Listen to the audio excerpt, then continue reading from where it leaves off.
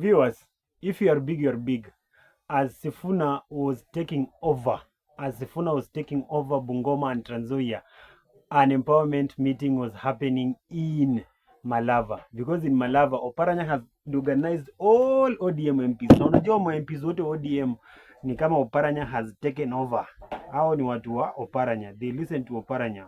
For whatever reason, Oparanya seems to be working well with MPs wa ODM wa Kakamega. So the ODM MPs walikuwa wamerally between Oparanya na wamefanya empowerment huko Malava. The most interesting thing is that the rallies in Bungoma and Trans Nzoia has made ODM now yenye ilisema haitaki president, haitaki deputy, saa hii Junet ameendorse Oparanya for the deputy president, and the rumor has been there for some weeks. Sisi kama ODM tumejipanga. Tumefanya nini? Sisi tunaenda kuungana na kutengeneza serikali ya 2027 na President William Samoei Ruto. Na UDA wakipata president, nani anapata deputy? ODM wanataka nini? ODM watadai wapate deputy president. Na yule mtu ambaye amekomaa, amekuwa na baba miaka na milele, ambaye amekuwa waziri, ambaye amekuwa deputy party leader wetu ni nani? Anaitwa Wycliffe Oparanya. Halo. Watu wakuje polepole bana. Watu wafanya nini? Uwezi kuruka kiu. Uwezi kuruka laini. Kuna watu wamekaa na baba miaka na mikaka. Walianzisha na baba chama cha ODM. Wamekaa na baba kwa shida. Wamekaa kwa baba kwa barabara. Sasa wako hapa kama Oparanya. Sasa wewe, sisi tunataka tupate mtu ambaye anaweza ongoza sisi kama ODM. Si namna hiyo? Tuko na party leader wetu Dr. Oburu. Lakini hapa Western tuko na Wycliffe Oparanya. Tumeelewana? Na wakati tutaelewana kama UDA na ODM, na waseme UDA walete rais na ODM walete deputy president, sisi tutapeleka kwa soko Wycliffe Oparanya.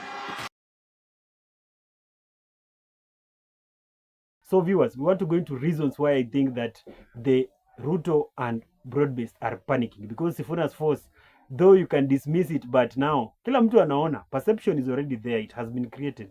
The ground has, what wameona ground, what Sifuna represents, and it's shocking to these people. Even Junet went further ahead and say you cannot speak a queue, you huwezi yani jump the queue. So Sifuna cannot jump akina Oparanya, akina Mudavadi, akina Wetangula, but leadership is not given, leadership is taken. And those who are willing and those who are accepted by the masses are the one who leads people. Those who are courageous enough also. So Sifuna was courageous. Sifuna was bold when most of you are followers. So those who do not follow lead. And that is what is happening now. So it seems that ODM have a new plan to divide the Western votes.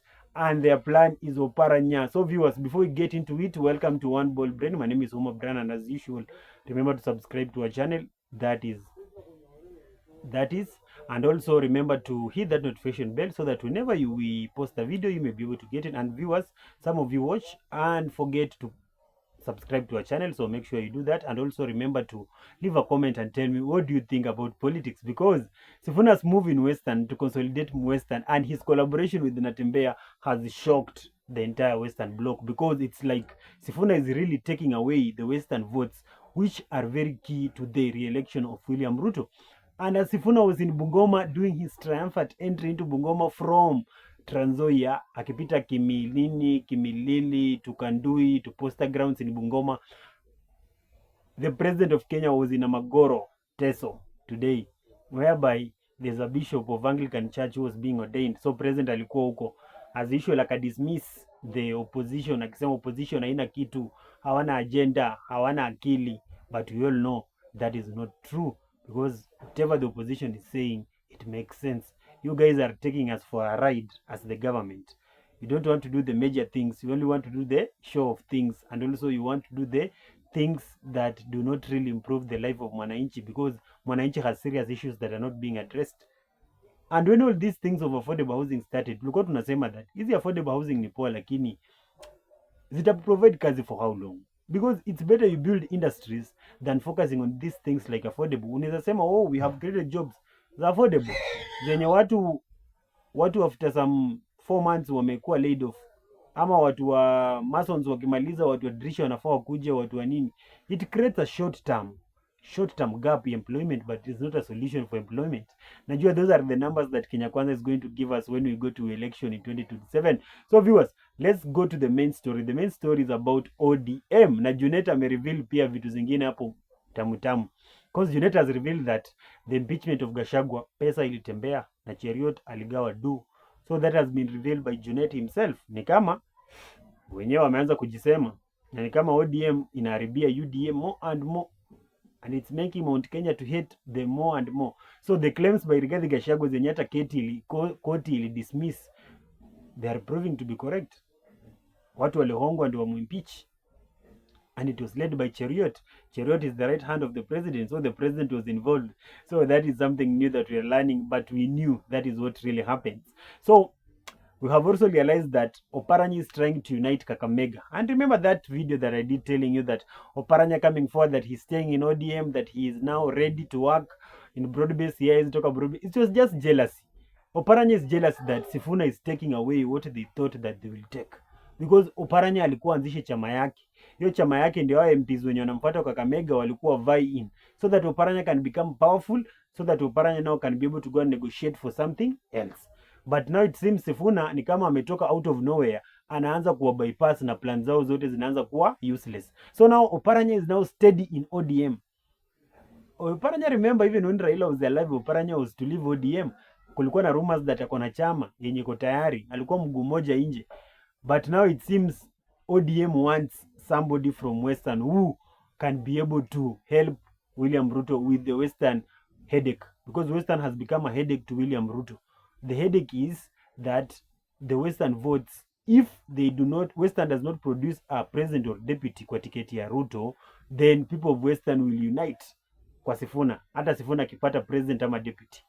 You see, Sifuna akipewa deputy in the agreement with the United Opposition, na Ruto amebaki na Kindiki, then they are seeing that people of Western will automatically vote for Sifuna as a president or as a deputy. So to counter that, what do? You ensure that you produce another deputy also on the ticket na Ruto from Western. But now the question that comes is, Ruto also wants some votes from Mount Kenya. Kindiki can be useless, but he's very significant in making sure that Ruto can get some 1 million or 1 point something from Mount Kenya East, especially Tharaka Nithi, Meru, Embu. Maybe they can play the Mount Kenya East and Mount Kenya West card, and they can be able to get something from Mount Kenya East. But if they remove Kindiki as the DP wakose kumpatia, then Gachagua will just come out and say, and you remember how Gachagua is funny and how Gachagua is a political guru, political genius. Gachagua atakama out aseme, na si nilimwambia, unaona vile wanafanya watu wetu, unaona vile wanahangaisha Kindiki, so walinihangaisha mimi, so wamehangaisha Kindiki, watu wa Mount Kenya East mnasemaje? Sisi ni mafisi.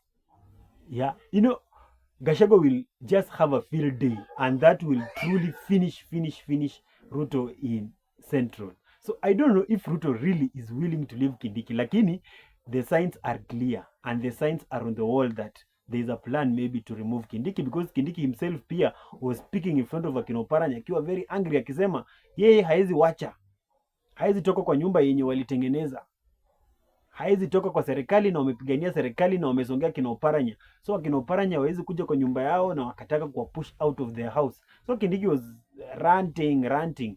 But you know, all those rantings comes when you have information that hey, there are plans being hatched to remove you as a deputy president come 2027. Utamaliza term, lakini Ruto ataamua to have a new deputy president come 2027. And as ODM Junet proposes Oparanya, pia Hassan Joho Coast amezimama, anataka the same thing, and he's trying to unite the governors of Mombasa to back him for the deputy president position. So what will it be? Because Ruto is the one who has a hard time. Will Ruto choose Mount Kenya Will Ruto choose Mount Kenya East? Will Ruto choose Western? Will Ruto choose the coast? Either way, all of those areas are being taken over by the opposition. Opposition is hitting the ground hard in those areas and is taking over those grounds. So Ruto can only choose a deputy from one place. Na Ruto akidemote Kindiki from a deputy president to anything else, it will be a demotion. And Gachagua will love it. And opposition will love it. Ataonekana kuwa tu mkora. So I don't know if it's a good move to really remove them. Na pia ujue, if Ruto does not choose a deputy president from Western, then that means watu wa Western hawatapigia huyo mtu mwingine mwenye sijui ni cabinet secretary ama nini kura. No, they will vote for whoever will have their son on the ticket will be the one who will be voted in most. Na Sifuna seems to have known how the ground is working, and Sifuna has rallied his people. He has made the great entrance into Trans Nzoia and into Bungoma, and it was just to ascertain that watu wameamua that finally in 2027 sisi ndio Sifuna, mimi ndio Sifuna, na Sifuna is the best option for 2027. So viewers, I want you to tell me, what do you think about this? This is One Ball Brain, the heartbeat of political analysis, and as always, leave a comment. See you.